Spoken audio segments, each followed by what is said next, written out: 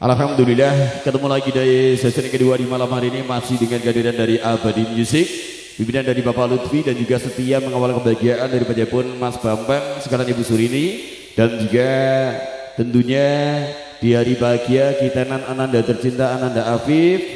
Alhamdulillah di sesi yang kedua dalu niki tambah tenaga. Nek tenaga baru lho iki.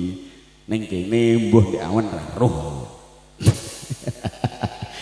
Angge ngaturaken sebanun sanget karuan panjenengan sinambi lelenggan ingkang sekeca lan ugi ngrabi dedaran ingkang sampun cemawis matur suwun sanget dan juga terima kasih.